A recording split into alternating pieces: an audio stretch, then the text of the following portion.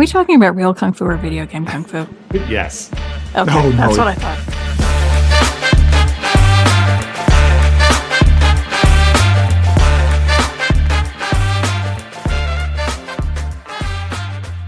Welcome to amorephillyunion, the podcast where we bask in the totality of the Union's current winning streak as they continue to eclipse the competition on their transit across the country. We are your hosts. I'm E. I'm C. And I'm Paul. Nicely done. Yeah. Nice. Yeah, you know. A slow clap. We're not anything if not topical. So, all right. Well, before we get too out of hand here, let's do a little bit of the bookkeeping up front. The Help Us Help the You challenge update. We're shooting for that 3,000 download goal as soon as we can. Currently, we are at 1,935. It was a big week. We got about 39 downloads. And the exciting bit was our international brand has continued to expand as we have now new downloads, first downloads in Israel and Japan. Very cool. Yeah, so we can now say we've played Japan, which I feel is a big thing. So anyway, yeah, so keep those downloads coming. As soon as we hit that 3,000, the 3,000 downloads, we'll be making our another donation to the Philadelphia Union Foundation. And in the meantime, if you want to show some love, you can just go over to their website at www.philadelphiaunionfoundation.org and click on that donate button and tell them amorephillyunion sent you. Very cool. Just a fun fact about the number 1935. In the year 1935, this was the discovery of the neutron and radar technology. Wow. Interesting. So I thought that would be appealing to you too. Wow. Okay. Try not to totally nerd out on that. So Yeah. let's just keep talking about sports instead. I've opened the door for you guys. Yeah. Once again. Let's talk big round ball. Yeah. Not the small ones with integer spin and no charge. Okay, we're done. Okay, let's keep moving. All right. Well, the Union are continuing their road trip across the U.S. They were in Nashville this past weekend. In a road movie to Nashville. It's a good throwback too. Yeah. So yeah, they were in Nashville, trying to keep their streak alive of undefeatedness. Along with who was it? LA and Galaxy, and there was one other, and I can't remember. Cincinnati. So there were three teams last weekend going into their matches with an undefeated streak. And as the boys who wrote the Highlander series would say, there can be only one. There can be only one. Yeah.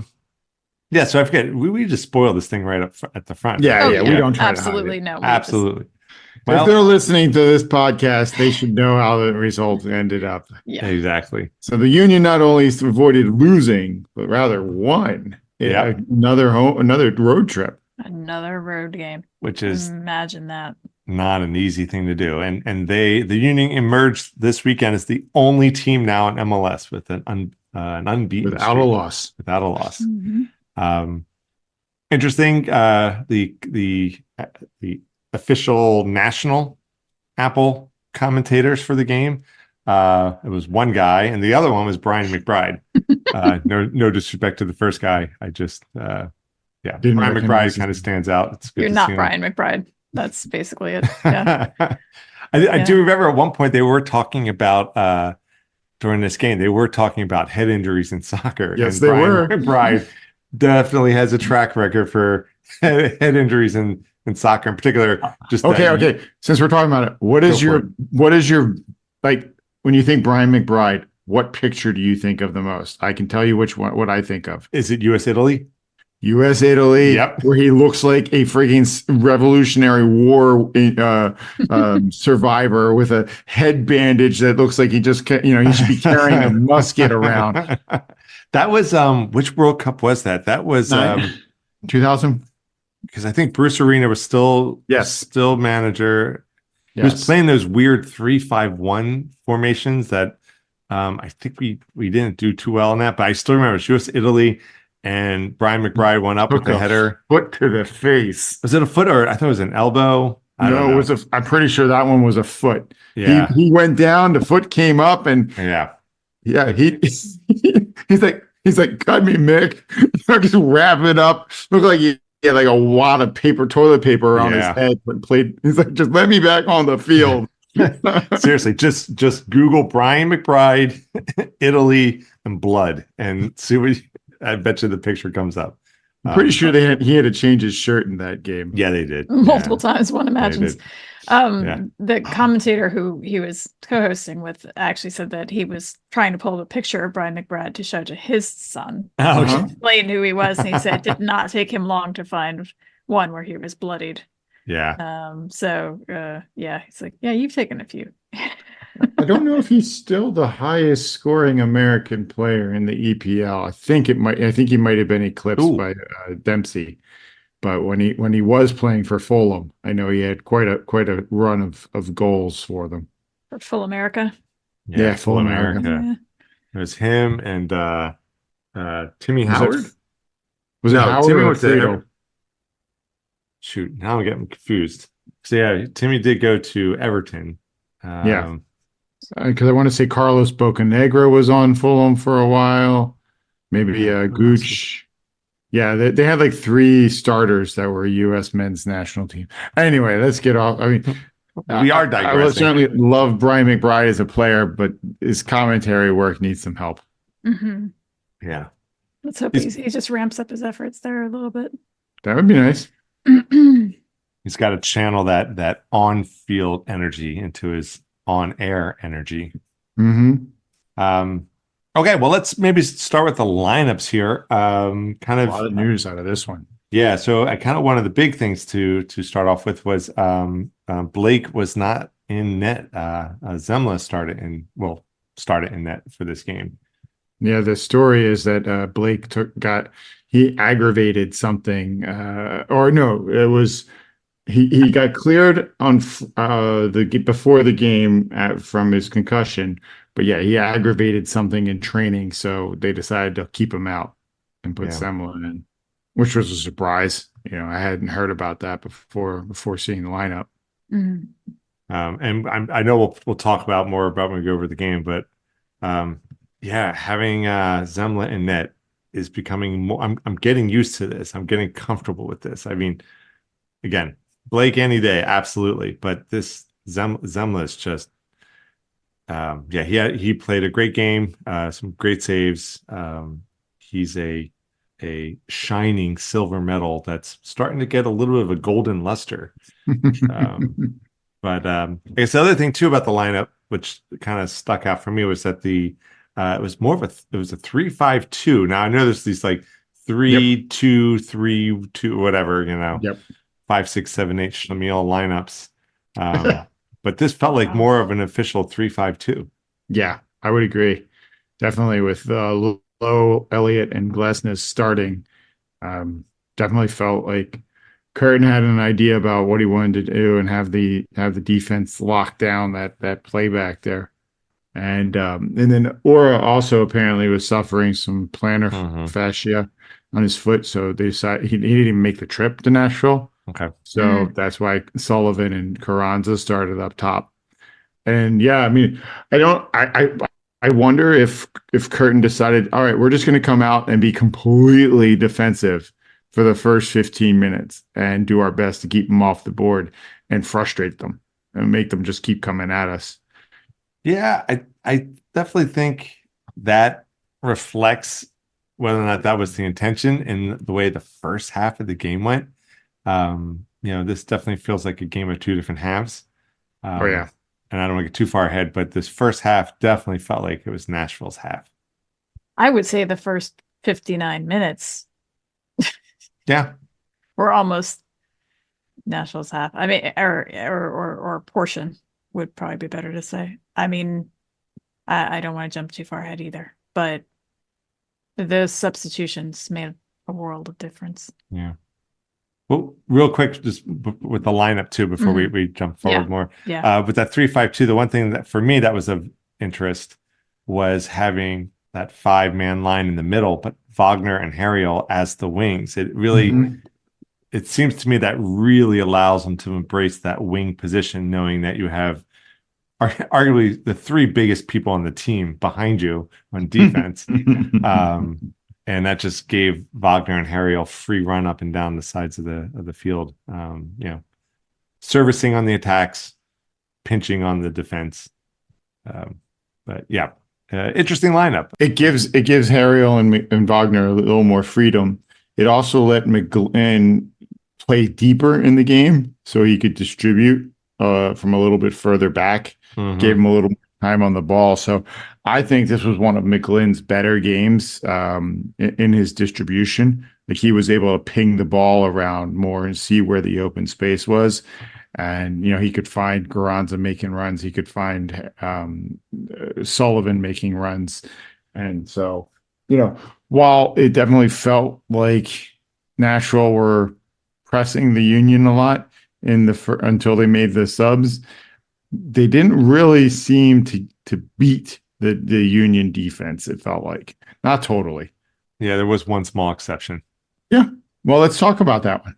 Yeah. So this was Nashville attacking down their left side. So they were attacking down Harriel's side.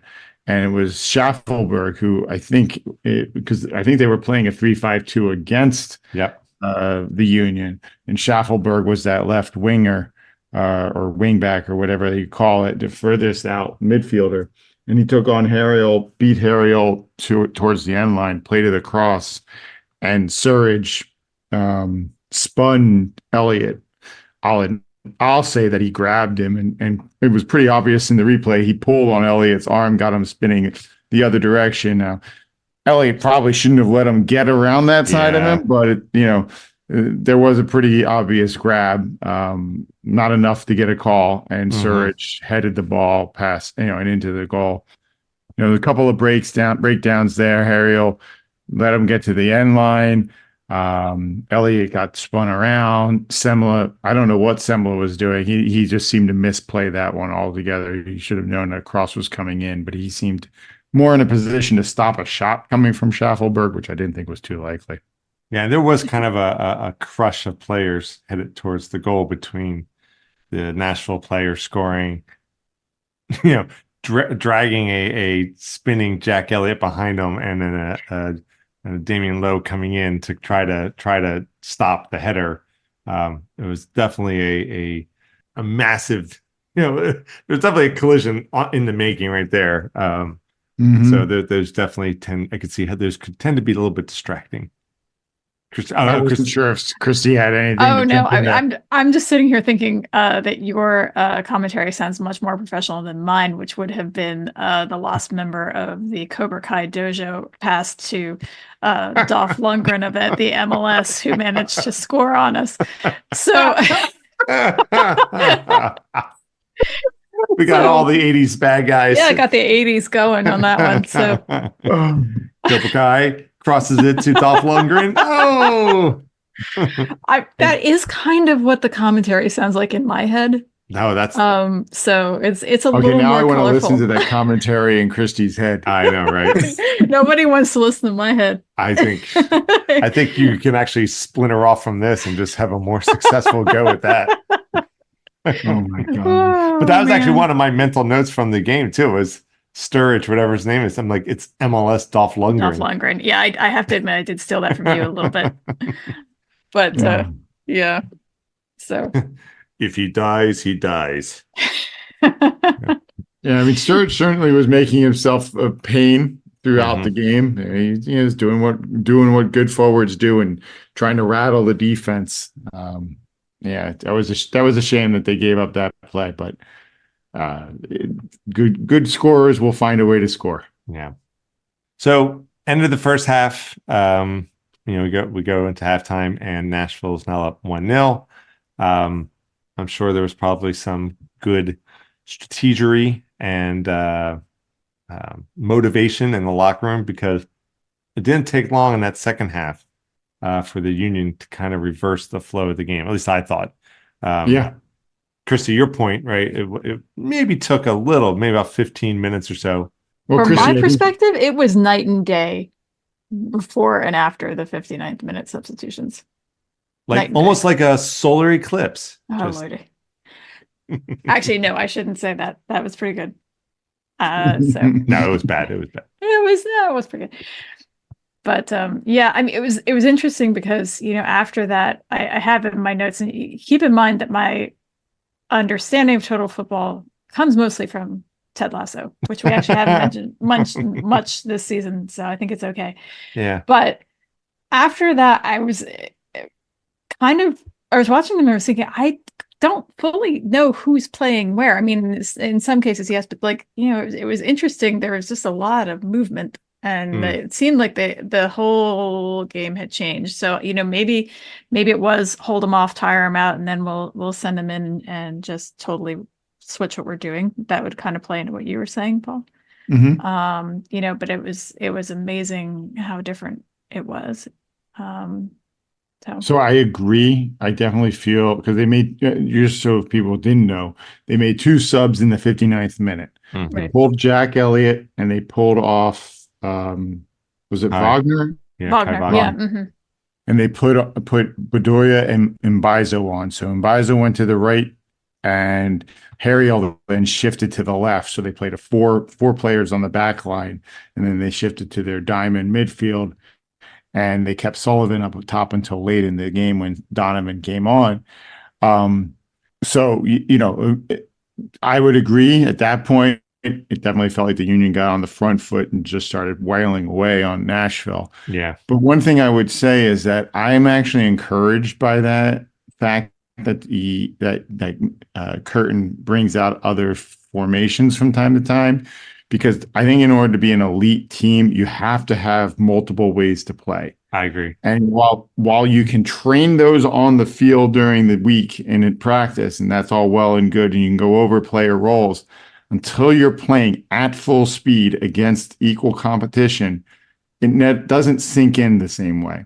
Yeah. So yes, I can understand people's frustration that it took to the 60th minute to make an adjustment. I can understand people being frustrated that he would roll it out, but I would disagree with both of those in general, because it was only 60 minutes of the game. He did make a change. 60 minutes is about when Curtin starts making adjustments in most games. Yeah. At least as far as who's on the field. He'll make adjustments elsewhere as the games are going on. But I'm okay with them running out to 3-5-2, especially if it turns out to be something that they end up doing. Because like the 4-4-2 flat that they've been playing, that takes time to practice as well. It's not as much of a difference from as the 3-5-2, but I was okay with it. But Christy, I absolutely agree with you that it was almost like a light switch. Like all of a sudden, everyone was like, we're wearing comfortable shoes again. We don't, we're not running, we're not playing soccer in dress shoes. Now we've got our cleats on now. It's Inigo Montoya saying, I'm not left-handed. That's right. Exactly. Yeah, for sure. I just to be clear, I wasn't like disappointed or railing against it. It was just marked to me, a marked difference. But I think you're addressing the unseen Negadelphians, which in this case I am not one. Shocker. But no, it was very much night and day. But you're right. I mean, I think it's cool that we can play different formations. It does baffle me a little bit to wait. I know what you're saying. I know that's when they usually make subs. It baffles me a little bit to wait that long, but I'm sure there is a rhyme and reason to it, but yeah, because it really the first half didn't, I mean, it wasn't awful, but it just kind of didn't seem to be happening, so but yeah, I don't really have any complaints because it just blew the doors off once they changed it out. So should we talk about the first goal? Well, actually, Yeah, Paul, and Christy, those are interesting points because that didn't dawn on me, right? Because often when I think about, the game and the strategy and the lineup, it does tend to have a static, it has like a static feel to it in the sense of we're going to play that, the 4-4-2 or with the diamond center, and then like it's all about just moving guys in and out of those set positions, right? So maybe someone's getting tired and want to pull them out, but you put in, it's like 1-for-1 substitutions, right? And I mean, I know that's not always the case, but it felt like this game, Paul, now that Christy, you mentioned the actual very distinct point in the actual flow of the game. And Paul, you pointing that out with the change in the formation strategy. It's like, we went from a 3-5-2 to a 4-4-2 with that diamond center. And that could be a very powerful strategy in terms of playing out a season, because now, players or teams are going to come in facing us, or when we go there and we face them, and they know the players they're going up against, and now it's just going to be a matter of, well, what are they using their tiger kung fu or their snake style? Exactly, crane beats cobra or whatever it is, right? And so now if we can like switch it up like mid game and like it's put your hands down, Christy. she's absolutely like holding. She's got her head in her hands. Why? She's like, I thought this was be a sports podcast, not some nerd ass nonsense. Not my husband and my brother-in-law reliving Saturday afternoon kung fu movies. Yeah, exactly. Please. No, I understand the digressions. I'm responsible for a lot of them. So no, it's fine. It just I was laughing. I was trying not to be heard. Go on. This is an interesting strategy. If we can master this art of being able to switch formations in the middle of games, I mean, going from a 3-5-2 to a 4-4-2, that is a significant shift. It's not like we're going from a 4-4-2 to a 4-5-1 or something, right? Where you're just kind of shifting one player. That's a sizable shift. And it's kind of one of those things where it's kind of cool in the sense of it's more, I mean, again, I hate to use the kung fu analogy, but it's, you flow like water, right? It's this amorphous kind of strategy on the field. It is like total soccer, right? It is kind of like total soccer. It's all about maintaining those triangles, and you allow your formation to evolve to however it needs to outplay the other team. However, right, as we know from Murphy's laws, the more complex things tend to get, the more easy it is for something to go wrong. But all right, I'm gonna digress a little bit further. So I can't remember who it was that was. It was an actor. They were talking about memorizing lines. And the whatever teacher he was going to, like this person, like most of us, if they have to memorize the Gettysburg Address, they start with 10 years ago, and they just go through they start from the beginning of whatever it is they need to memorize to the end. And this acting teacher said, no, what you want to do is you want to start at the end and work your way to the beginning.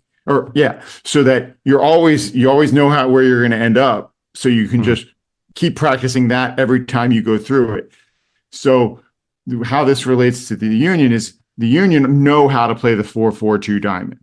If that's what we switch into, and as soon as they go into it, they immediately become very, very effective. Gotcha. If they're going from a less effective formation, or a formation that they're learning, to a formation that they are just ingrained on because they've been doing it for 6 years, it's easy. And you can see that result in this game. They made the switch in the 59th minute. They scored in the 62nd. 3 minutes they were on the field.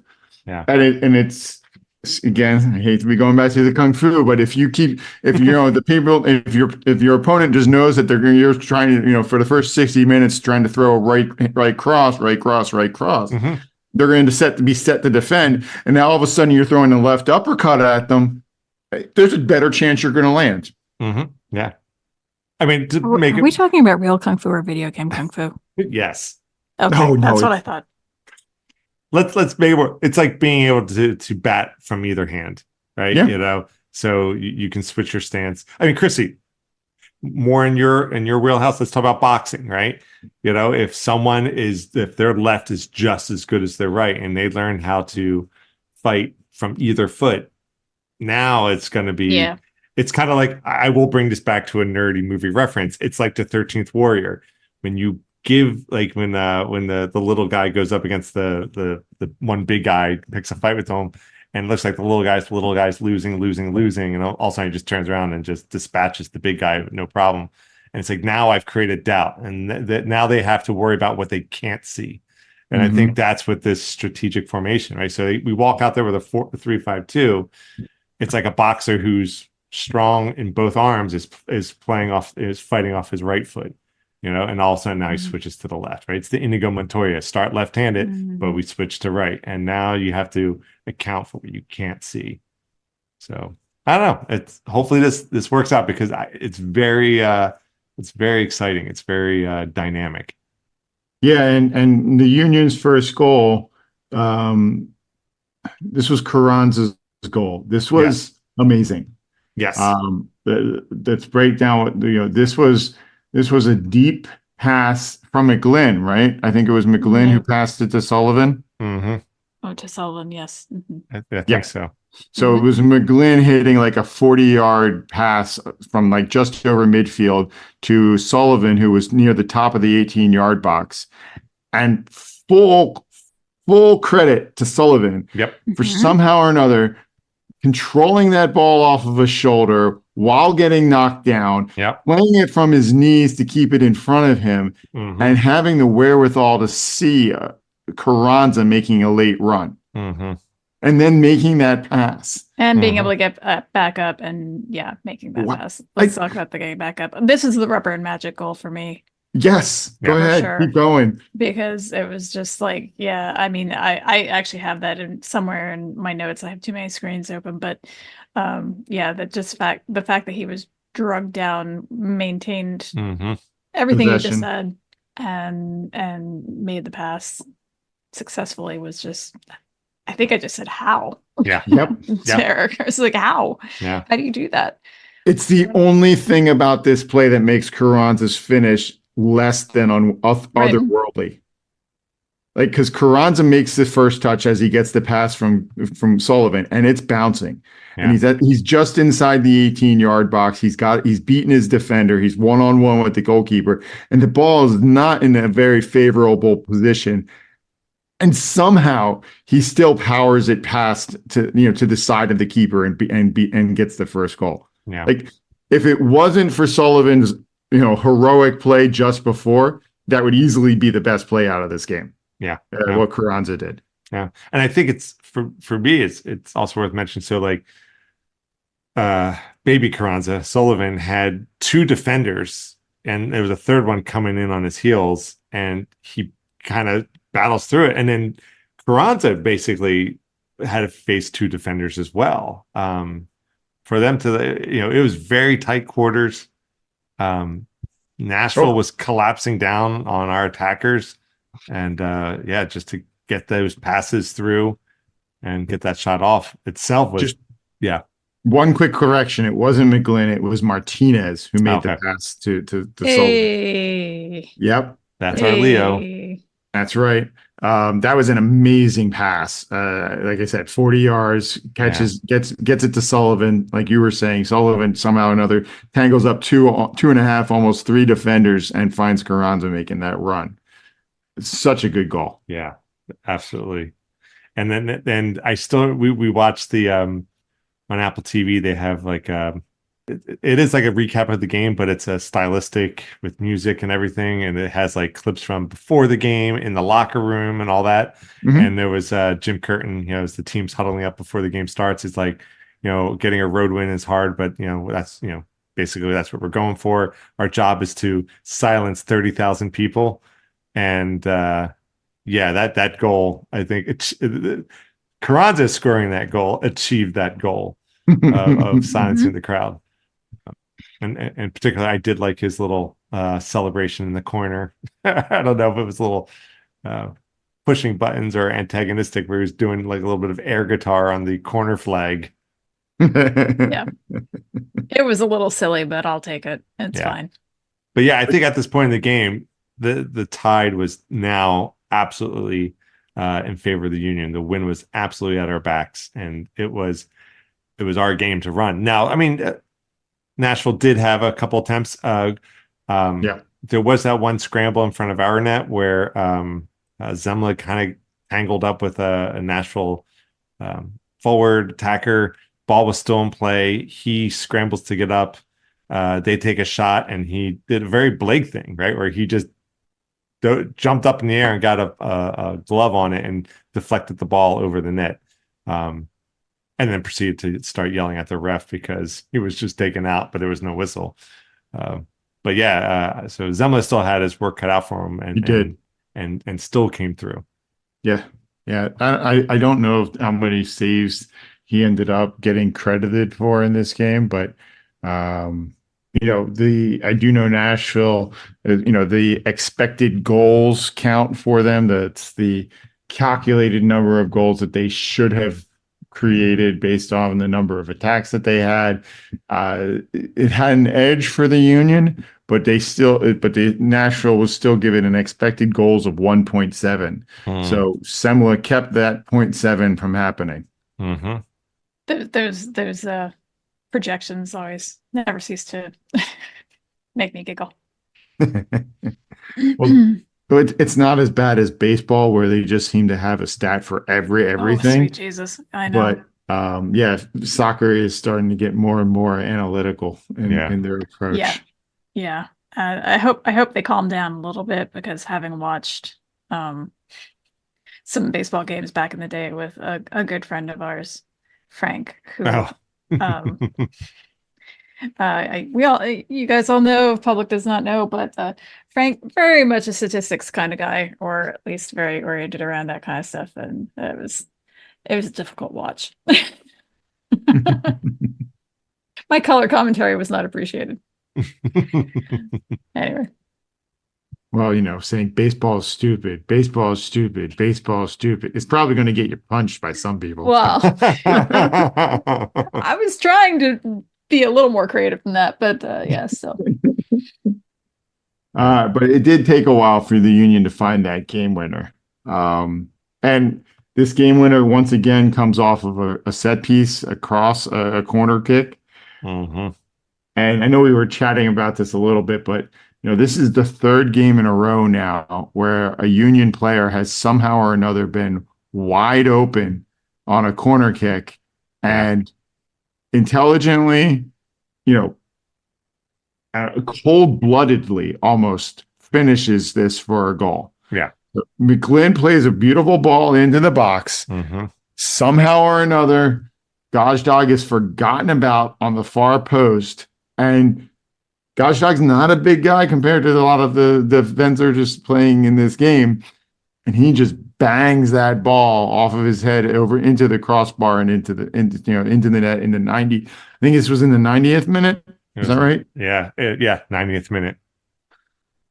Like, at some point it has to stop being a fluke and start being something that they're doing. I don't know. And again, I hate to use the phrase, but I don't know what kung fu they're doing on these set pieces that gets these teams to forget about some of their players, but it's working. Well, I will say, having watched the replay tonight, it did seem like the player who was marking him may have gotten cocky too, because he thought he could jump up and head it away. That looked to me what was happening. Why he thought that was a better idea than just staying on Gazdag is unclear. But that was definitely seems to be what was happening. He just kind of ran away from him and went for it. Was nowhere near it. Right. That's the Luckily. key. If you're going to go for it, you better hit it. Yeah. Shoot for the king, you better not miss, right? Yeah. So, but yeah. For our Wire fans. Omar coming. Gazdag coming. Yeah, that was just I almost wonder if he was surprised that it got to him. He was like, just here it is. Yeah. If he was surprised, he did a good job of hiding it, that's for sure. Yeah. And finishing the play. So So now that goal puts him. I saw two different numbers. It's either one behind Sebastian Letou for overall goals by the Union, or six behind him, maybe just in season play. I'm not sure exactly why that was two different numbers that were out there, but asterisk is on that. Yeah. He's definitely second overall all-time Union scorer now, and he's closing in rapidly. So long as he finishes this season, he should be looking to break some records for the Union, which is huge. Now, I have a question for you, and I think I asked this before. This is for both of you guys, since so many of his goals are set pieces, mainly penalties. Is there an asterisk on that in any way? I mean, not that it's easy to score a penalty, but it's not run of play. I think I would argue offhand, without something in front of me telling me this, that Letou's were probably more often run of play, if not, but not exclusively. So does that change anything to you guys? I think I may have had this conversation already. I apologize if we did, but at least I don't know if we talked about it on the podcast. I know we've kind of discussed it a little bit. I don't know. It's kind of like, if a team plays a game and they win because either they were playing really well or the other team was playing really bad, a win is still a win. Human beings, we like to boil things down to nice, simple bumper sticker facts, right? It's not always for the better, but we tend to like that. But there's a part of me that does, no surprise, I'm taking the middle of the road here. There's a part of me that does kind of agree with the sentiment. In theory, you could have a defender whose sole purpose is always to take the PK, and they could run up a pretty sizable, record for goals scored. But I don't know. Paul, what do you think? I think in my mind, PKs tend to be weighted about 0.6 of a goal.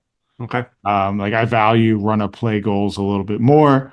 So I definitely understand what you're saying there, Christy, but same point, like you also said, scoring goal penalty kicks is not easy. And to score every single time that you take a penalty kick in season play, that is an impressive feat that he has accomplished. Yeah. I think because he's got 20 straight penalty kicks in MLS season play.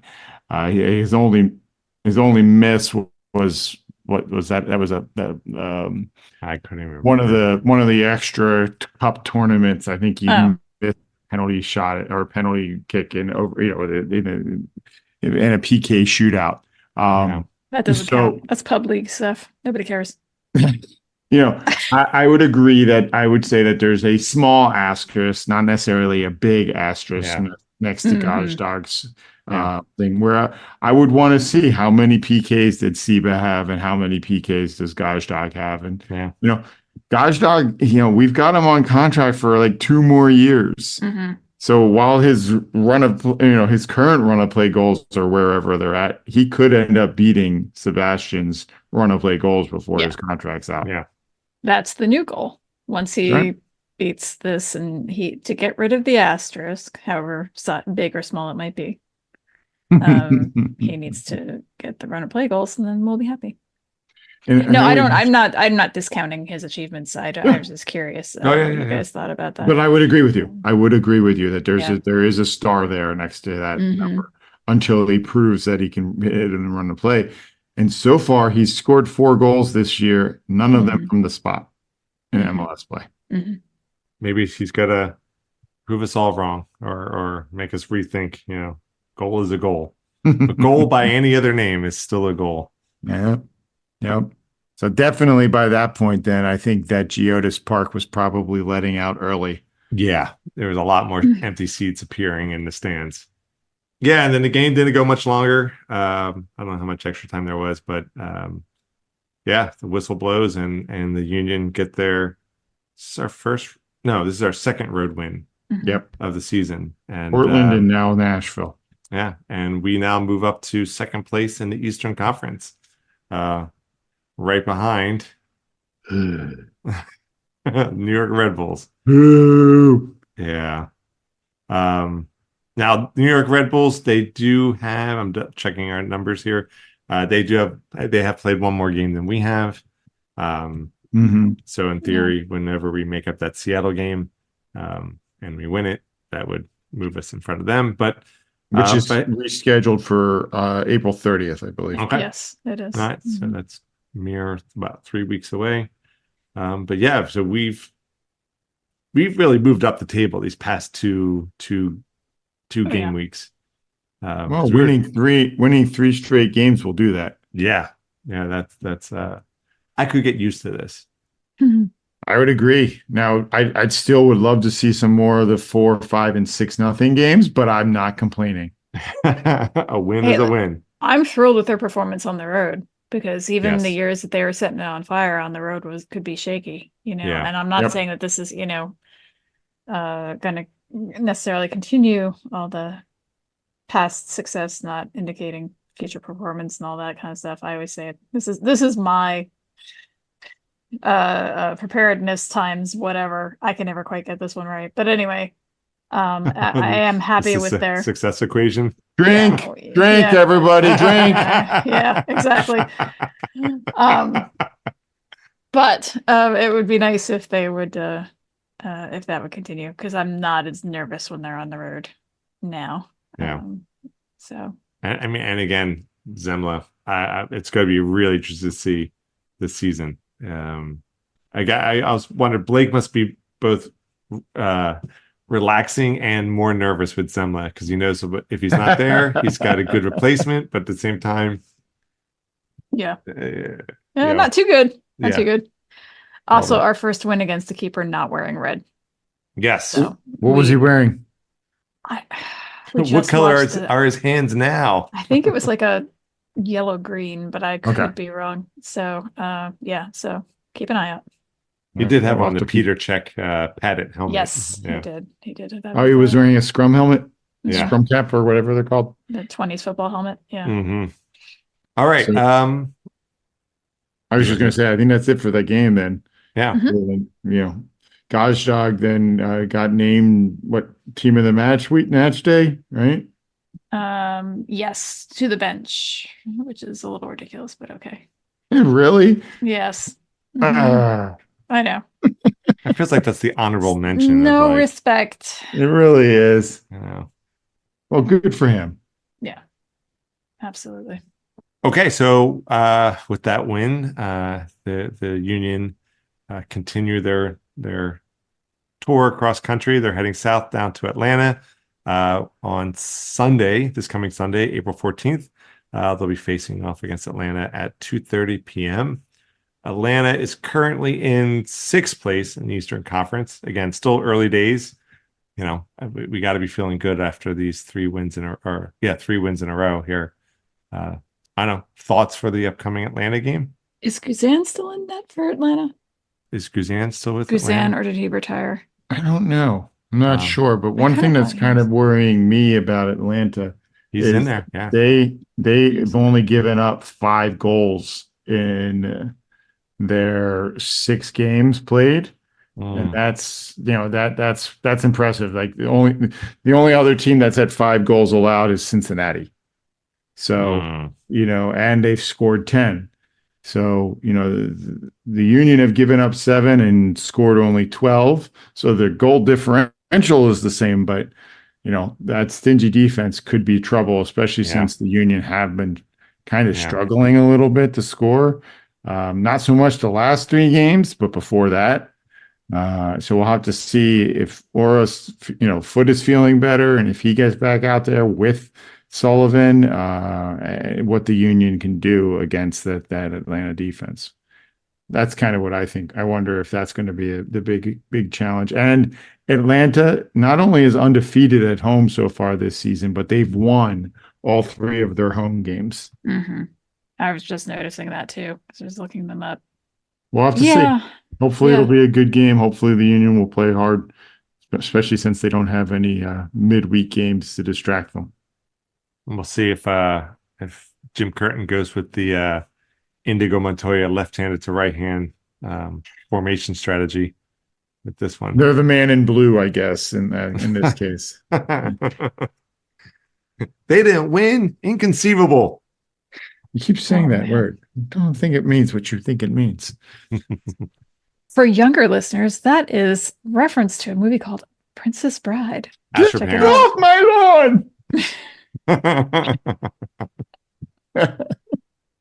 I feel like we're going to have to start doing show notes about our references. Yeah, right. I'm not sure. I don't know. Here's your- I think we take the Mystery Science Theater approach in that the right people will know what we're talking about. Yeah. That, or it's like a required reading list for our pod.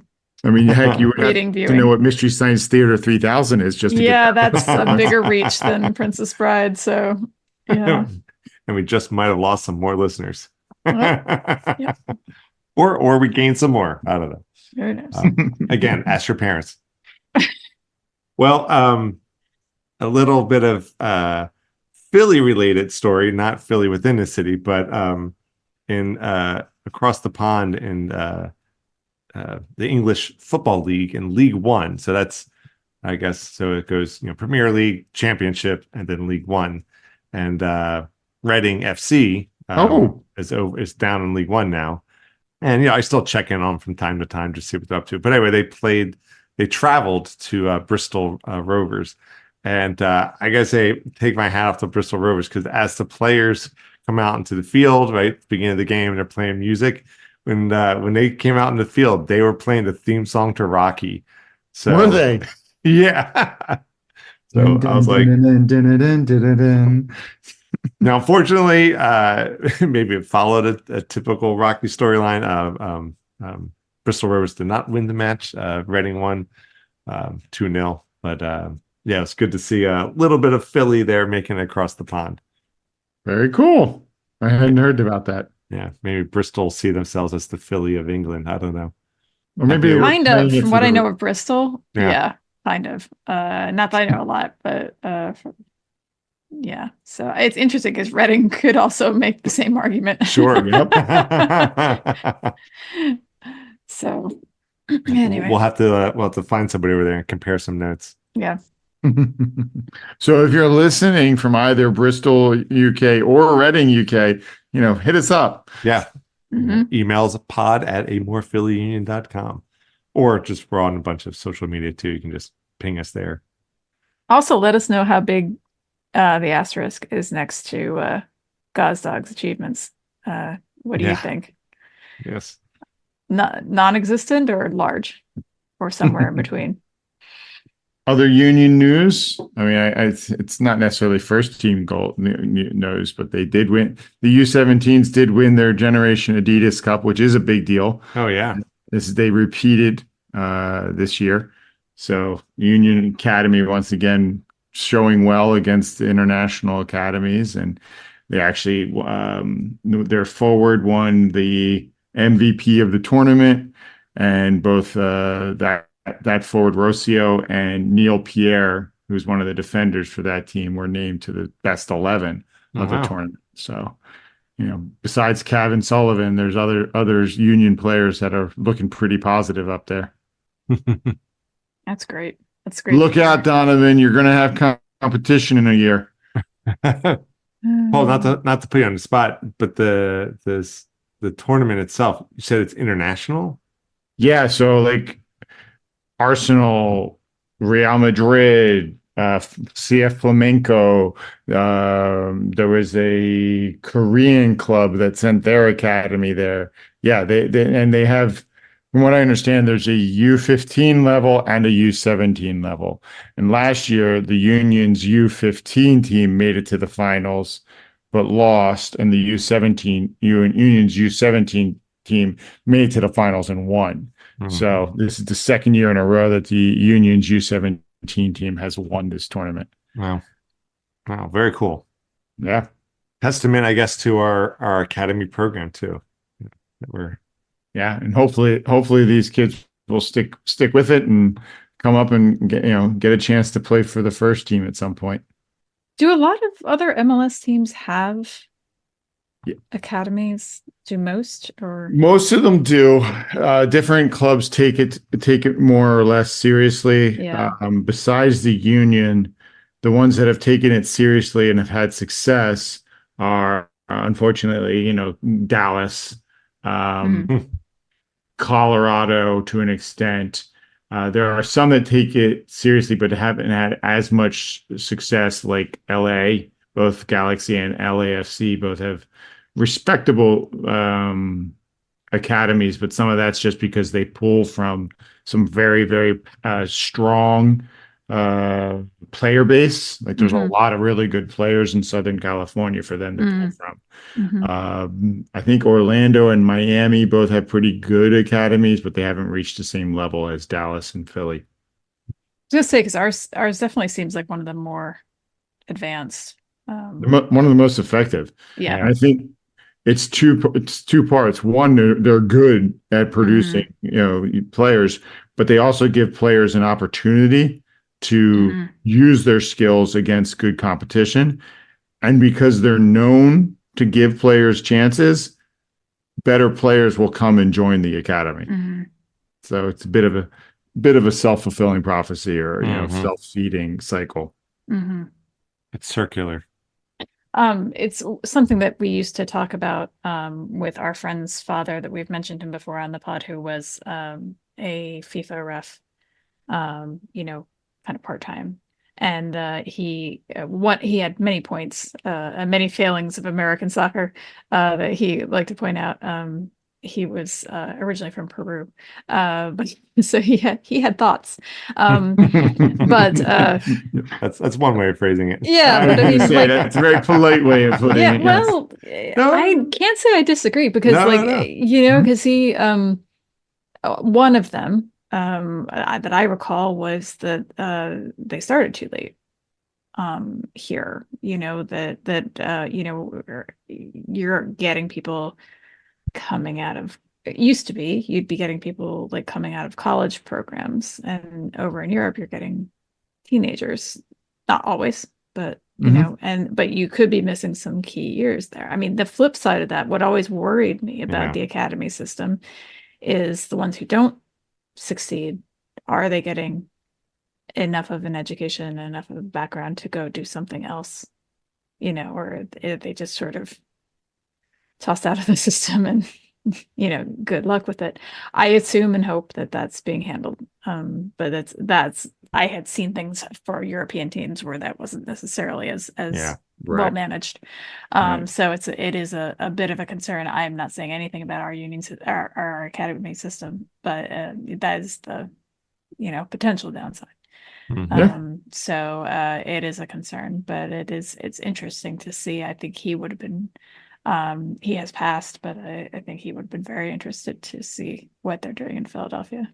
Yeah. So Of course, then you have the other side of it where you have players taking it too seriously too soon, and you risk burnout. Mhm. As a coach, I follow coaching blogs and podcasts and stuff, and there's a huge drop off in kid sports participation between 12 and 14. It's something like 70% of kids will Huh. stop playing organized sports between 12 and 14, because those who are serious, they just go to one sport at that point. Because if you want to play in high school, in whatever season that sport is, you're playing it every day of the week. And outside of the season, you're still probably playing it 2 or 3 days a week. mhm, Mhm. And, it's a lot on mhm, kids. So, at middle school level, they're starting to see some of that. Like, I know in our local public school, they have 5-day-a-week practices at seventh grade for their middle school Wow. team.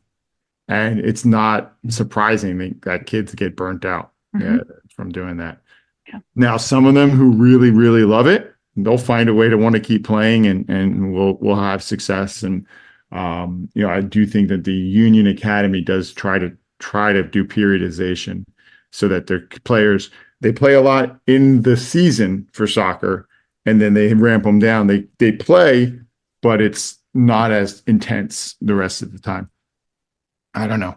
I don't have any kids in those programs, so I can't speak with any sort of firsthand experience or Mhm. any authority, as I'm not involved in them. So, Yeah. yeah, it'll be interesting to see what the Union Academy produces. I mean, obviously with McGlynn, Harriel, and Sullivan showing well so far, this season, and Paxton and Brendan Aronson coming up before them, and others out of the academy. There's a proven track record there, so it's great.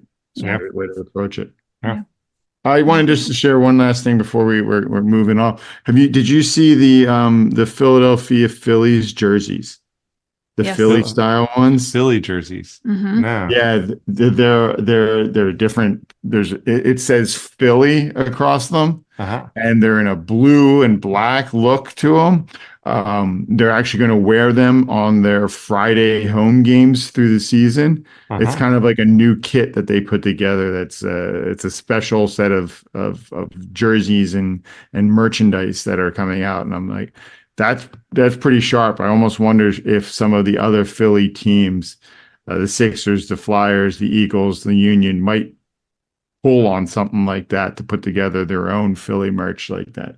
And I could see Mitchell and Ness, who does a lot of additional Philadelphia Union gear, might be interested in doing something like that. It'd be fun. I was impressed by them. I think they look pretty sharp. I haven't gotten around to buying one yet, but it's certainly something to consider. It almost looks like a tribute to the Union. Yeah, it does kind of. It's that blue and gold look. Yeah, because I was sort of like, is there a connection here I'm missing? So do you know why Philadelphia's colors are blue and gold? I think I do, right? Or the Philadelphia flag.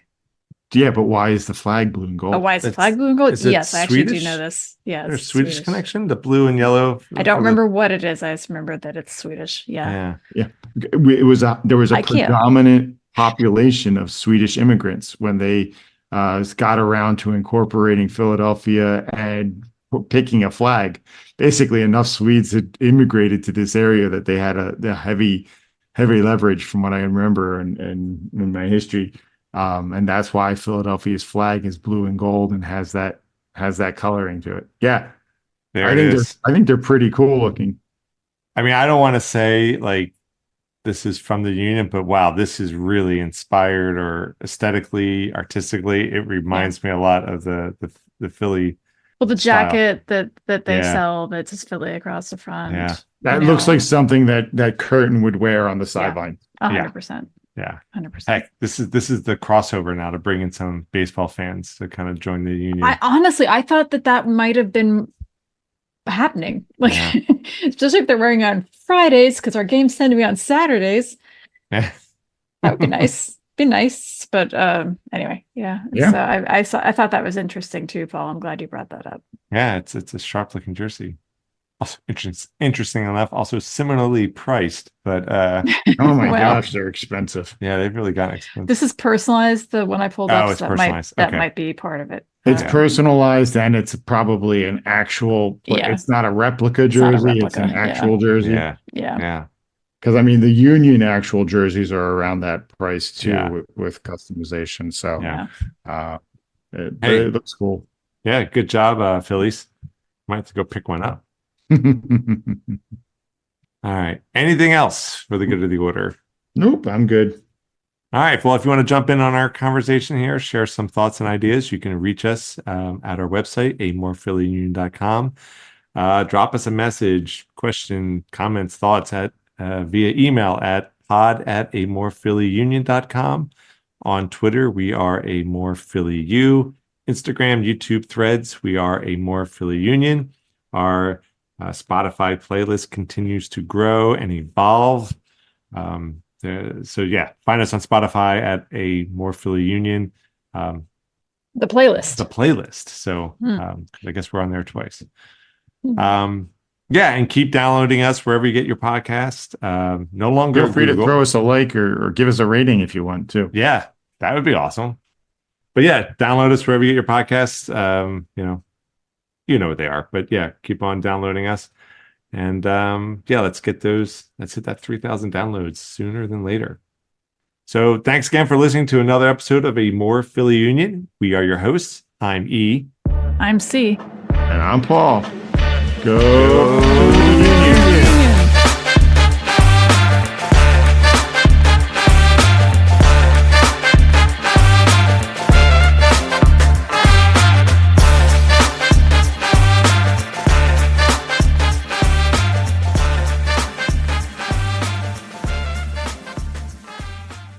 And we're out.